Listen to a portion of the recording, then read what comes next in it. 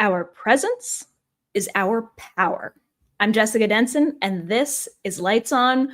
Welcome to Lights On. We here at the Removal Coalition, which I founded a few months ago, are deep into planning a massive follow-up to No Kings in Washington, D.C. on November 22nd.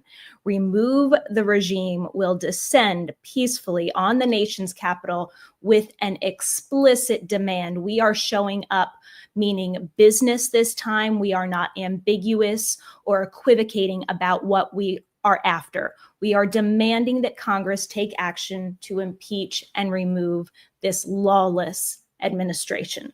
You say no kings. What does no kings mean? Well, it means that if you have a man in office who is daily violating the Constitution, trying to get a Justice Department to pay himself $230 million, trying to get the Pentagon to take a private donation of $130 million so that the military is loyal to him, trying to demolish the White House that is so much history and it belongs to the people, trying to use that office as a daily violation of the Emoluments Clause to enrich himself, trying to terrorize communities with ICE agents who have criminal records and are arresting American citizens and sending others, and including American citizens, to literal death camps, trying to levy war on this country and actively committing treason.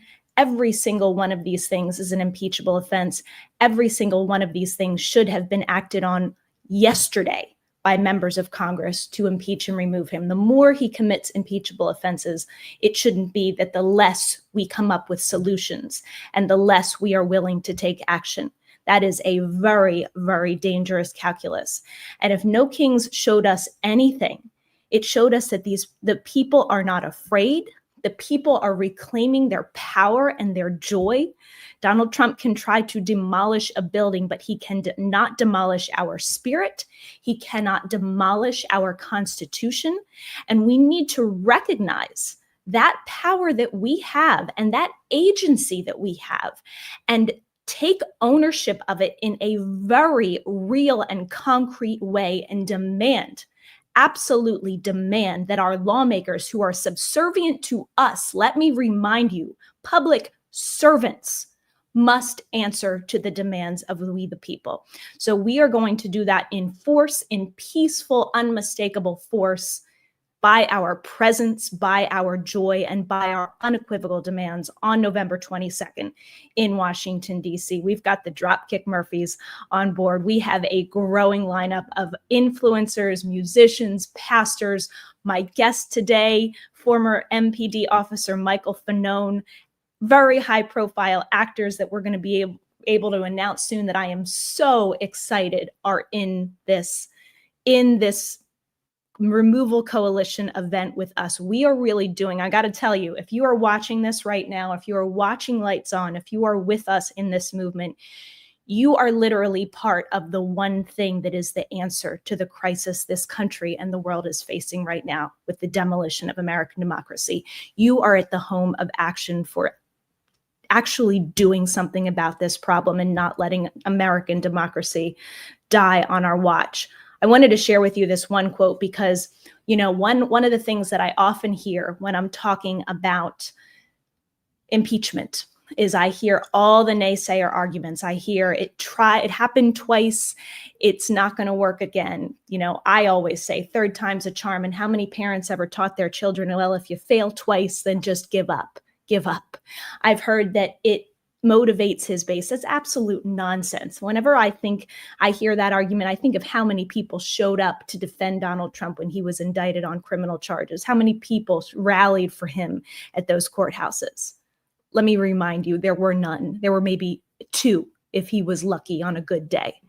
I'm told that it will just make him more popular and that it's going to hurt the Democrats. If that were the case, why would this man be trying to erase the records of his impeachment from the Smithsonian, trying to erase the records of his impeachment from official records? There is nothing that Donald Trump fears more than impeachment because he knows it is the constitutional remedy to get him out of office. He knows it is the peaceful, legitimate way to remove him. And this week, As if we needed any reminder at all, we had a reminder from Steve Bannon that he has no plans to leave office in 2028. Screw the 22nd Amendment. This man thinks he is a tyrant and a king, and he is going to stay in that office against the will of the American people. This is not news. We all know this. My guest today was a living, breathing example of the domestic terrorism that this man brought to this country when he refused to leave office the last time, because he has no respect for the Constitution and the rule of law. But a lot of people still, unfortunately, not nearly as many as used to, and not nearly a majority in this country. We are well in the majority in the resistance. If you just look at an image of a few cities last weekend, you would see that. But some far too many still buy into the propaganda that this man or anyone in the MAGA circle that is fracturing more and more day by day is pro-Constitution, is pro-law enforcement, is pro-freedom. Both me and Michael came out of this cycle of mental miasma and hypnotism. Both of us broke free after, I would say, learning some very, very costly lessons ourselves and experiencing the weight of falling to those lies in any degree, and how much it hurts. And I don't know, I've never talked to Michael on Lights On before, so I'm really excited to have him on here for the first time.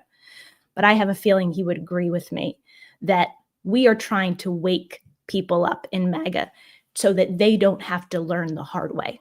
They don't have to learn the way that we learned.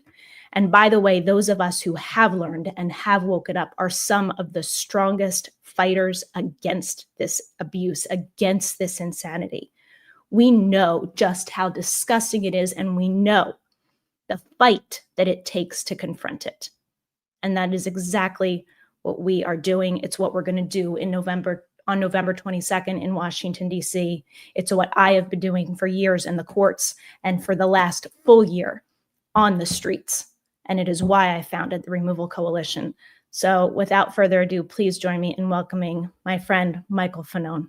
Michael, welcome to Lights On. Yeah, thank you so much for having me on. And I'm excited to be a part of this historic event on November 22nd and the Removal Coalition. I can't wait. Me too. I'm so thrilled to have you on. You are an amazing asset, and we're bringing together an extraordinary event here, Michael. Tell me what's on your mind, because we were talking about some news before we hopped on this live, and I told Michael, I said, you know what? I think we should just have like a really soulful conversation about where we both came from and how we got here, because both of us are kind of known. We do our own shows. We talk about the news every day, but let's just talk about where we used to be and how we woke up from this. Yeah. So, for those of you who don't know, I spent nearly 2 decades with the Metropolitan Police Department in Washington, D.C. The vast majority of my career was spent as a narcotics investigator. And I really was apolitical, I think, my entire or the vast majority of my career, leading up until the second half of the Obama administration.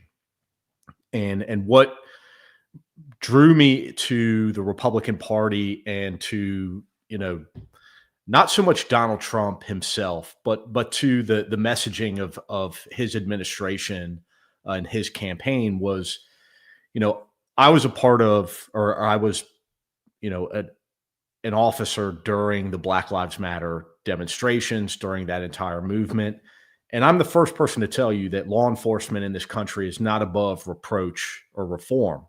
That being said, I saw these polarizing incidents involving law enforcement and communities of color. Obviously, it was playing out at the national level. It drew national media attention. And I was hopeful at the time that that we would be able to engage in an honest and open conversation, and that both law enforcement and community leaders would be transparent and honest with each other. But that's not what happened. There was a lot of demonizing and vilifying of law enforcement officers, a lot of, painting law enforcement and police officers with a broad stroke. And I started to see, as the weeks turned into months and months turned into years after 2015 and Michael Brown, I saw the toll that it took on my colleagues and on myself. And by the time 2016 rolled around, to me, there was two choices. You could choose between the Democratic Party that hated law enforcement, wanted to defund the police. At least that's what a lot of the rhetoric surrounding their political leaders at the local level and at the state level, and some at the federal level, at the national level. And then you had a party, the Republican Party, and Donald Trump, who claimed to love law enforcement, to respect law enforcement, to have law enforcement officers' backs. I quickly learned that lesson the hard way. And it was long before January 6th that I realized that, Donald Trump was no friend to American law enforcement. He was just another politician pandering to another group, hoping to get their votes.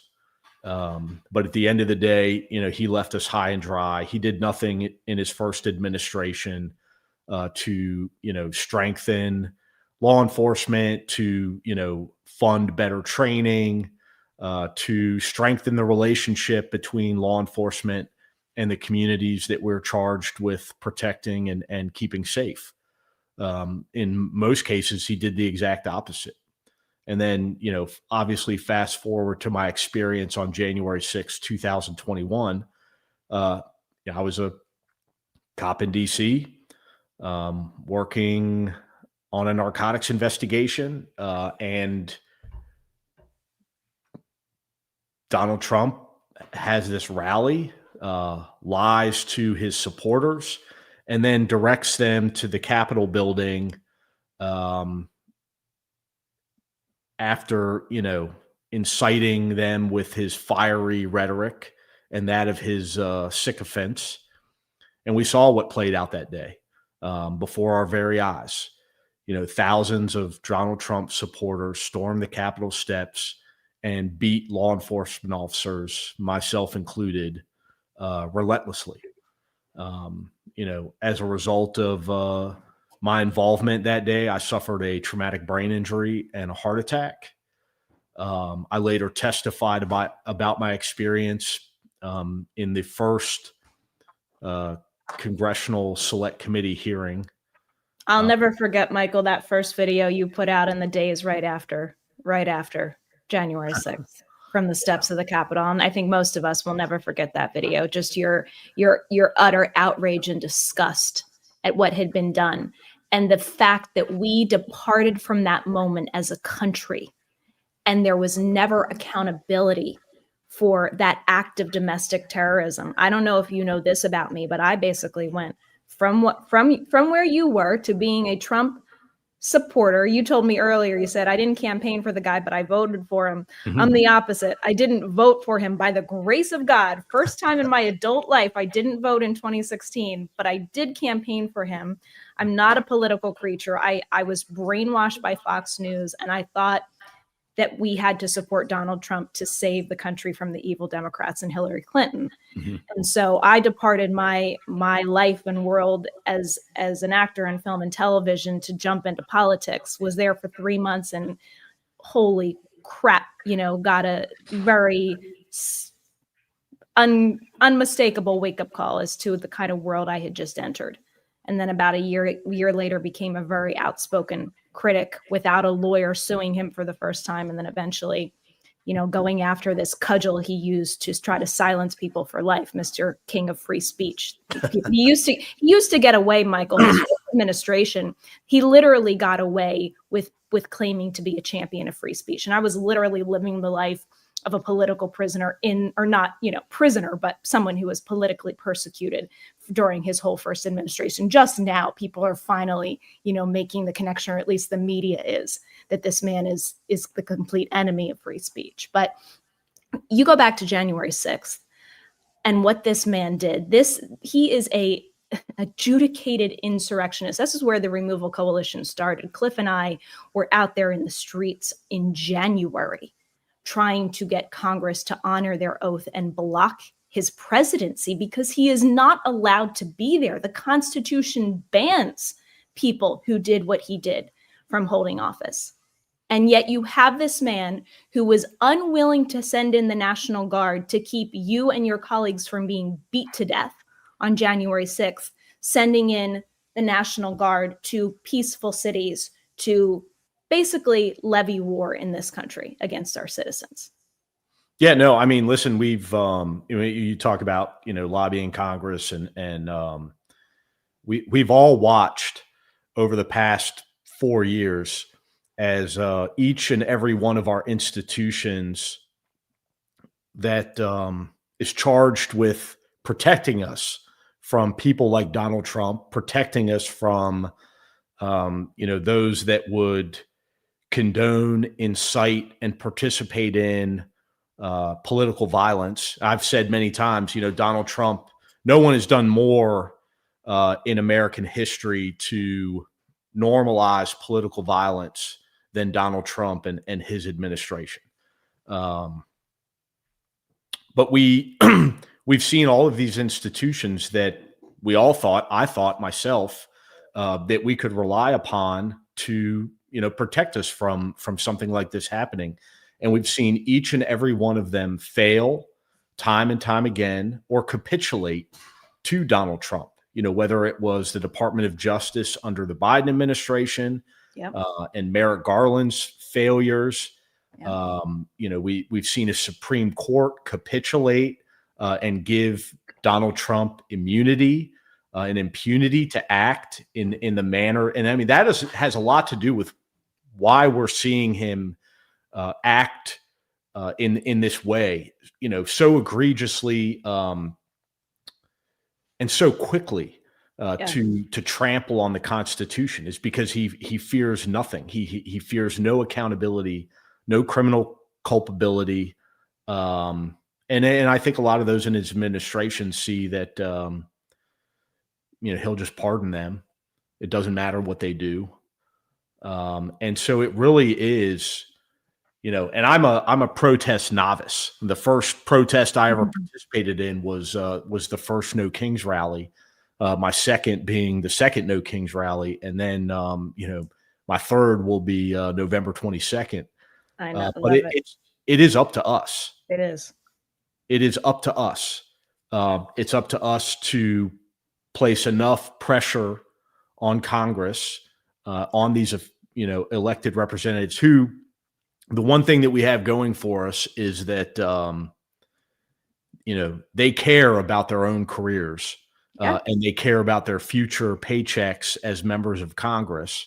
Yes. And so if they know that enough Americans are going to go against them in the upcoming election, that may have an impact. And listen, that goes for Democrats too. Absolutely. Oh my God. My ire is more for Democrats, Michael, than it is for Republicans. Because if they had the unity and I always talk about this, I'm like, they're fucking leaders. I mean, they're supposed to lead thought, lead. These people do not know how to lead. They say we don't have the votes. Can you imagine what a different conversation it would be right now if every single member of the Democratic Party were unified around impeachment? The whole caucus, that unity, that would move this country, that would move the conversation in the world. And what drives me nuts is, you say all these institutions are complicit. Every single one of them has caved. Ultimately, though, we still have a remedy in Congress. We have that remedy in Congress. And like you said, these are mere mortals we're dealing with. Okay. Do we have to move 17 senators and a few House, members right now to make it happen? Yeah. 17 mere mortals who respond to public pressure, who are afraid of losing their careers and not getting reelected, who maybe someday might have a conscience and worry about where their soul is going or how their name's going to be written in history. We have to stop like turning over our agency to these false narratives that it's not possible. I mean, I just want people to understand when they say that, you are basically giving them everything they want. When you say impeachment is not possible, you are doing their work for them. They're like, thank you, stupid people. Thank you for saying we're not going to do the one thing that we owe you to do. I mean, that's how we got here in the first place. Yes. We fell asleep at the wheel as a country. We forgot that, democracy is like anything else in life, and it requires, constant vigilance and an effort. Yeah. You have to put an effort in, and you can't just rely on, your politicians to, you can't just send them to represent you and then disengage, which I think is what, too many Americans, it's certainly what I did. I would vote every 4 years or every 2 years. And that was it. I never followed up, never went to a town hall meeting, never did anything to hold my representatives accountable. And so, this is our opportunity. This is our moment. And it is up to us because, as much as I wish that we, there were inspirational leaders within the Democratic Party. And there are some people that I think are fighting the fight. But that being said, I certainly have not seen anybody that's risen to the level of a national leader in this moment. It's just the people. Yeah, there's a solitary member in Congress right now, and his name is Al Green.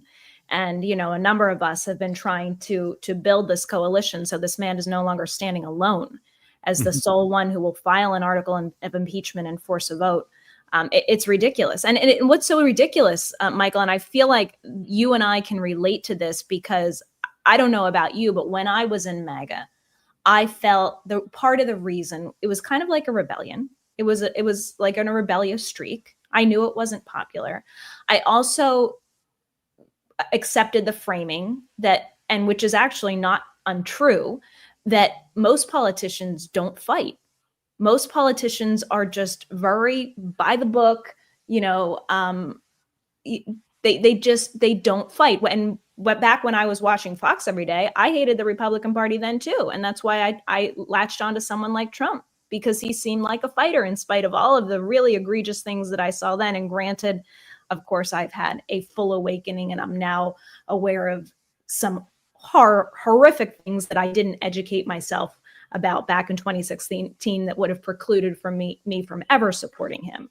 But just that notion of being a fighter, I feel like the Democrats are so out of touch with their base. They think that, for instance, filing an impeachment article now would make them vulnerable when they literally the one thing that their base and that this country and that the millions in the street on New King's Day are wanting and hoping for is a fighter and leadership. And like I heard Stuart Stevens say the other day, going nuclear with this fight. Like, take the gloves off already. Yeah, no, I couldn't agree more. I mean, listen, it's painfully obvious to you and I, and probably to everybody that's tuned in and is listening to this.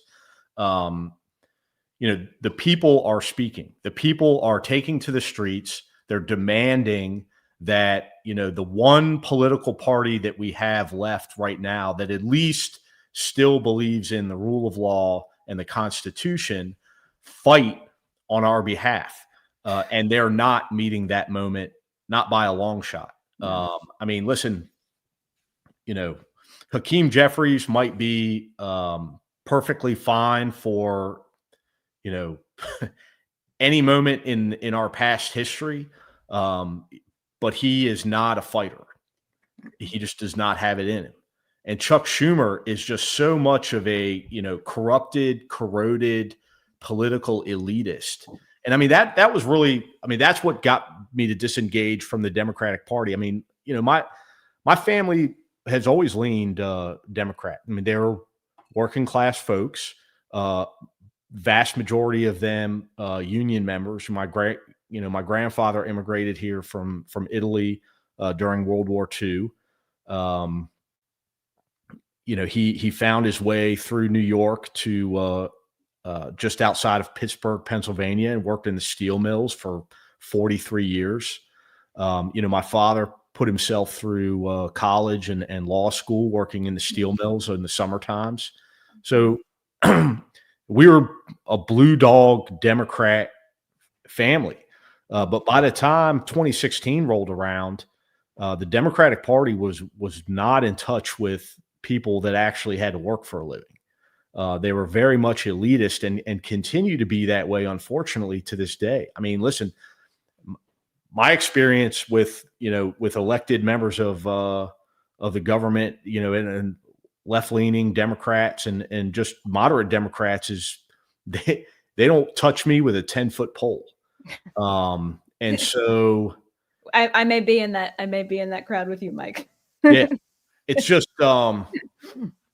I still see them. I mean, and it's become cliche at this point. The pundits have all chimed in and said, they're fighting the same way they fought in like the 1990s, but they're doing it in a time where it's like how you would fight the Civil War, and you lined up soldiers on one side of the field and soldiers on the other side of the field and exchange shots. And now we're fighting like an asymmetric battle, and they're just not they're not up to the task. They need a lot of encouragement from we the people, so to speak. Yeah, I think they need encouragement, and I also think they need shaming and not any kind of like congratulations for posturing or speeches or performative actions.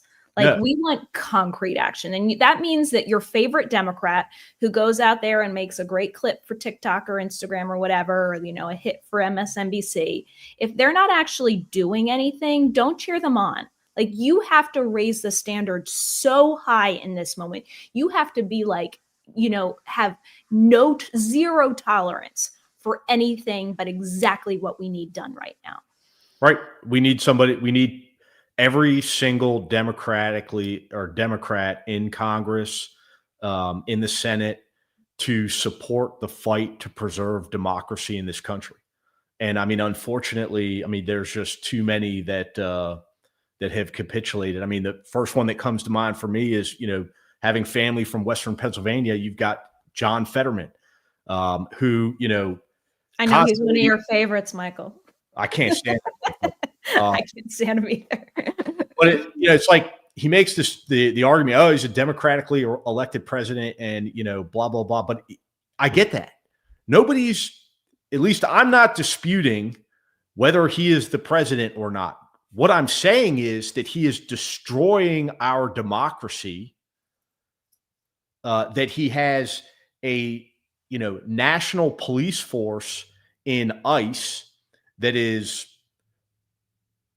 unregulated, unaccountable to the American people, and is literally conducting itself in an unlawful and unconstitutional manner, in that it is arresting people without judicial warrant and deporting people without allowing them due process.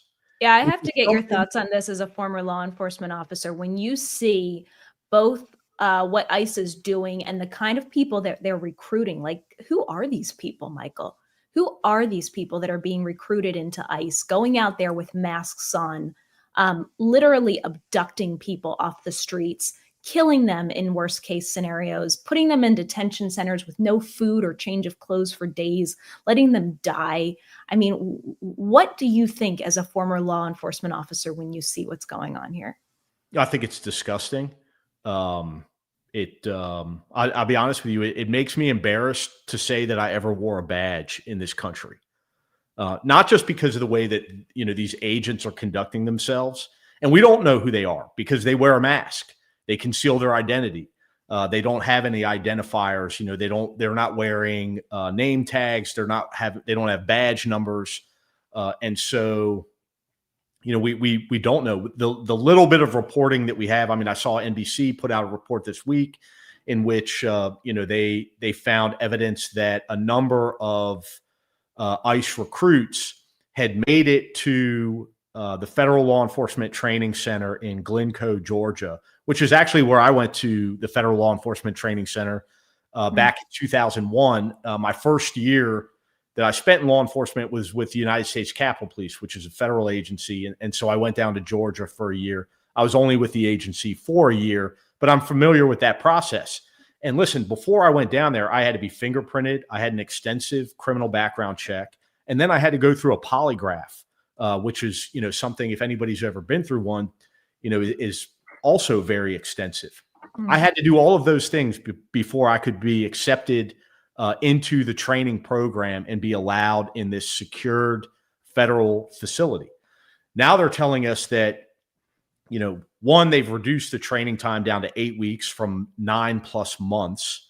And they have people that are on the facility, which, by the way, also has, other agencies that train there. And there are individuals that I saw in the reporting. One had several convictions for armed robbery.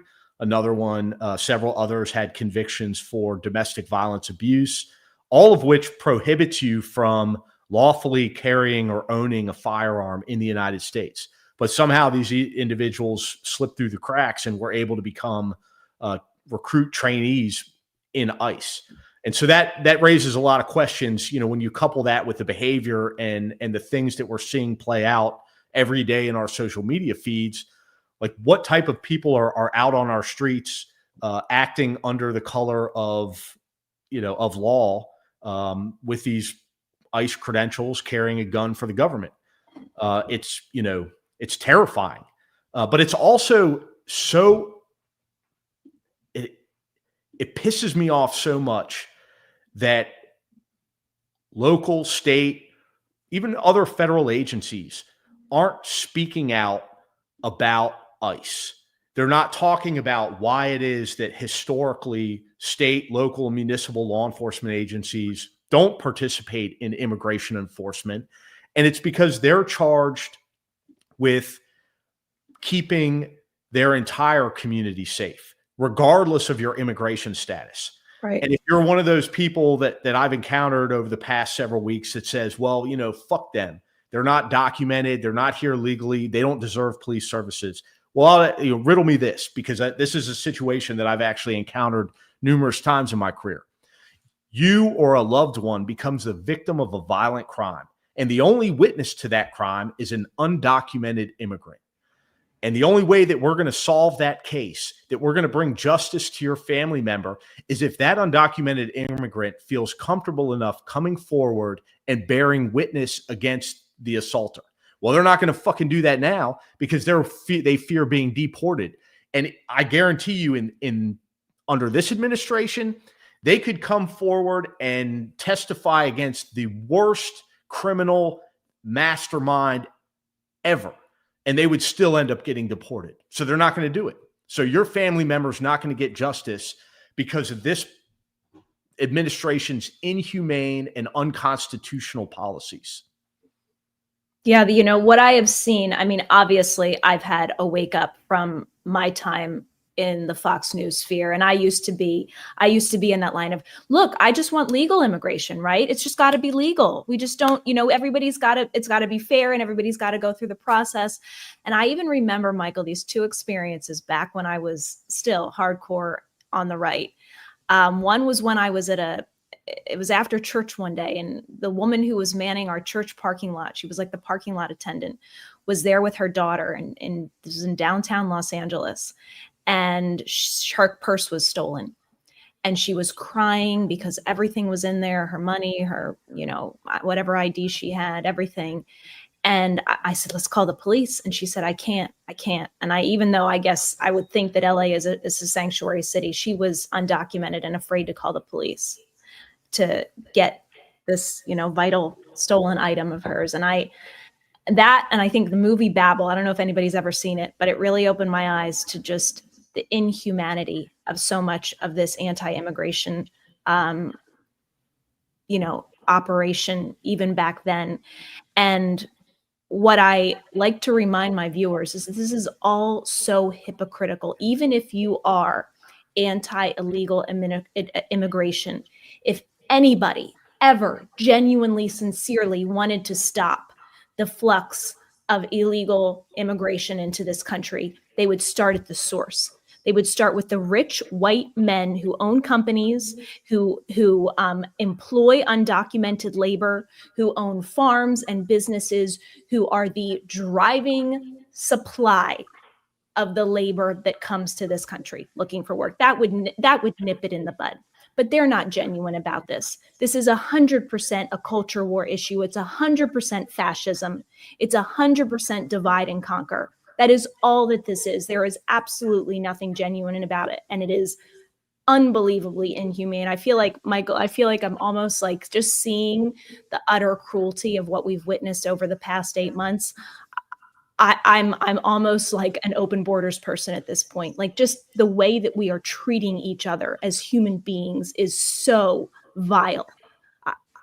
We cannot live with this. Yeah, no, I agree with you. And I mean, like, the silver lining there is that, I mean, it seems as though the one thing that's gotten Americans to wake the fuck up has been the brutality and the inhumanity of this administration's immigration enforcement policies. But I agree. And I mean, listen, you talk about, rich white men being responsible. We're all responsible because each and every American benefits from, our agriculture in this country. Yeah. And the reason why so many things that we get from, American agriculture are affordable is because of immigrant labor force that comes into this country. And so eliminating that is causing costs to rise. It's causing farmers to suffer. It's causing our agricultural industry to crumble. And so, the other issue that I have with it is, we have had decades upon decades upon decades to put some real effort into fixing the legal immigration system in this country. I know people that are trying to go through the process and that have been for not 1 year, not 2, not 3, not 4, 5, 6, 7, 10 plus years. There's a 7 to 10 year backlog in court hearings involving legal immigration in this country. 7 to 10 years. And so it's very broken, very broken. And another friendly reminder to the Republicans out there, we had a bipartisan, the first bipartisan, effort to try to fix the broken immigration system in this country during the Biden administration, and Trump poo-pooed it with his Republican, bitch boys, and because he thought it would be bad for his election. And so here we are. All politics. It's all politics. Yeah. No, it's disgusting, Michael. It's disgusting. But we have an answer to this. We showed up. I mean, that's what was so beautiful about last weekend, is the American people showing up fearlessly, joyfully. I just want to we followed that up coming into this week by seeing the actual demolition of the White House, the actual demolition of the People's House, this disgusting imagery. And all I could think about was how miserable Donald Trump really is as a human being. He's been someone who's been talking about wanting to get into heaven recently. This guy is miserable. He has been for a long time. And he couldn't take that joy that he saw over the weekend. None of them can. They were trying so desperately to explain their way from these are violent fascists to these are happy dancing people, and they just couldn't do it.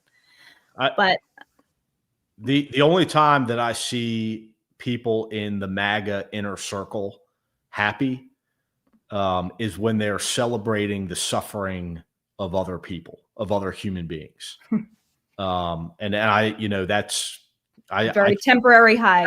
Anyone to argue that, with me, this administration clearly celebrates in the suffering of others. Yeah. But yeah, I mean, I got a lot of hope out of October 18th. But I think that and one of the reasons that I got on board with this effort, when Cliff Cash reached out and we finally connected, was that we need a concentrated demand. We need a demand. We need a demand and a concentrated event. And listen, I get it. It's hard for a lot of people to travel. It's hard for, it's easier for people to attend 2,500 plus events spread out nationwide, worldwide even, to get us to those, 7 million plus numbers. But this is a historic event at a historic time in our country's evolution. And it demands everybody, that, this is Ken Casey from the Dropkick Murphys. We're here in Helsinki. Sorry about that. Tonight. Oh yeah, no worries. We're going to play that in just a minute. Go ahead. I didn't mean to interrupt you. It demands every American's participation. Yes, it does. And that's why we're trying to get as many people as we possibly can into the streets of Washington, D.C., November 20th through the 22nd. I hope everyone watching this now and beyond will join me, join Jessica, join the, Dropkick Murphys, Ken Casey, a host of folks that are fighting to preserve this democracy and fighting for a better future for our kids. Yeah, me too. Me too. Thank you so much, Michael, for being in this with us. I can't tell you how much it means to have you and what you've brought and what everybody, I mean, we've just got this incredible group of influencers. This is truly grassroots. Like the national groups, we have chapters of 51, chapters of Indivisible, but this is the Removal Coalition. There is no other national group with the infrastructure, with the establishment making this happen, but we, the people, are making this happen, and it's going to be fucking huge. So be there with us. I am so excited. Michael, great to finally have you on Lights On. We got to do this more often. Looking forward to it. And thank you again for having me on. Good to meet you. Thank you, my friend. Thank you. Take care. Take care. I want to show you all this this reel we put out today with I didn't mean to interrupt Michael with it, but this is with Ken from the Dropkick Murphys and so many of us that are in this. This is the first of many montages you're going to see, but this one I just love it so much. So let me play this for you. We're all coming to DC on the 22nd. What's up, everybody? This is Ken Casey from the Dropkick Murphys. We're here in Helsinki, Finland tonight. But do you know where we'll be on 11/22? Washington, D.C. for the Remove the Regime rally. Imagine if we got people from all the No Kings rallies around the whole country to converge on Washington, D.C. and let those in power know how we really feel right now. I'm Cliff Cash, and on 11/22, I'm going to be in D.C. to remove the regime. I need you to be there with me. Let's do this. I'm Jessica Denson, and on 11/22, I'll be in Washington, D.C. Remove the regime is not just another protest. We, the people, mean business. It is past time to converge on our nation's capital and demand that this administration be removed. Join me in Washington, D.C. on 11/22. In order to remove this regime, we're going to have to show up in a big way. November 22nd, I'll be there. Don't meet me there, beat me there. Hey, Petty Besties, it's Amanda from Cats on a Couch, and I want you to join me in Washington, D.C. November 20th to the 22nd. Bring that energy from No Kings right to the front steps of Congress and the White House. This is Carlos with American Opposition, calling all patriots to join us in D.C. on November the 22nd. We are going to rally and demand the removal of this regime. Make sure you join us. It's Tim, founder of the Sons of Liberty. On November 22nd, I'm going to Washington, D.C. from Atlanta, Georgia, because Trump is a fascist authoritarian, and as an American, I am anti-fascist. I'm Sergeant Rhodes, United States Marine Corps combat veteran, and I have a mission for you. Join me in Washington, D.C. on November 22nd for the Remove the Regime rally. Let's fucking go, baby. On November 22nd, we'll be mobilizing to Washington, D.C. to capture the moment. It is well past time the American people demand the removal of the fascist Trump regime. On 11/22, I'm going to be in D.C., and you need to be there too. Remove the regime. This is retired Navy Commander and Navy Mustang Phil Air. Join me on the 22nd of November at our nation's capital to rally to impeach, convict, and remove this tyrant, Donald J. Trump, from the Oval Office. I'm Marilyn Kinter, Navy vet, nuclear reactor supervisor, and congressional candidate for Florida 7th District. I'll see you in D.C. November 22nd. You may recognize this guy, U.S. Army Overlord. We're just telling you, November 22nd is the day to be in D.C. I'll be here. You need to be here too. Hey, it's Twig, and I'm going to Washington, D.C. on November 22nd to demand the removal of the Trump regime. Join me. Hell yeah, the sexy Jeffrey Epstein-file giraffe, a.k.a. Robbie Road Steamer, fresh out of an ice holding tank in Portland, Oregon, and I'm going to be at Remove the Regime November 22nd with Flair down in Washington, D.C. Join us for the big party. No political violence. Afterwards, we're going to storm the Applebee's. Oh, wow. 1122 Washington, D.C. Let's go. Let's go. Let's go. I'm so excited. Oh my God. This is teeing up to be such an incredible event. I hope you can join us. All the details will be updated soon, and the preliminary ones are there now at removetheregime.com. removetheregime.com. That's also where you can donate to support us and help pull this off, because there are massive, massive expenses tied to this, including a full-scale production with stage and sound and porta potties and security, and the whole deal. It costs a lot of money, and if you can support us, we would love that. You can do it at removetheregime.com. I just want to clarify, Ken at the Dropkick Murphys is getting some messages. People are thinking that he's getting paid. They are absolutely not getting paid. They are coming here for free. Every single one of us is coming here for free. Nobody is getting paid. We are doing some fundraising. In particular, Cliff is doing some fundraising where he's asking for $1,000 to get into private events on the 3 nights, November 20th to the 22nd. There's going to be an influencer meet and greet, a private music event with Brian Andrews, country superstar. I'm just able to announce that right now, and a comedy show on the 3rd night. So if you donate $1,000, you get into all 3 events. If you donate $500, you get into the music and the comedy. That is solely to raise our expenses for sound, for stage, for the actual physical infrastructure and travel of this event. It is not to pay anybody. Nobody's getting paid, certainly not the Dropkick Murphys. So I want to make that crystal clear. Thank you everybody so much for joining me today on Lights On. Understand the agency that you own that was manifested in that No Kings and what that means as we the people, the power that you are able to exert and what you are able to demand of the elected officials in this country, and not allow them to get away with trashing our Constitution because they don't want to take action. You demand it. You claim them. You own them. They serve us. So thank you everybody so much. As usual, you can support my show and my efforts at thejessicadenson.com/donate, thejessicadenson.com/donate. I have a long-standing lawsuit against the Trump campaign that I am in the midst of fighting to this day. And I want to thank you so much for your support there. And if you can support me that way, or by buying merch, or just subscribing, is always wonderful. I think we have some serious suppression on YouTube that we have to combat. So please share this show, subscribe, turn on your notifications. I want to thank all the members that are members of Lights On. And honestly, like I said at the top, you're part of the movement that's actually doing what it's going to take to save this country. So you're in a very special place. And I am so happy to have you with me. I love you all so much. Have a wonderful weekend. And as always, let your light shine.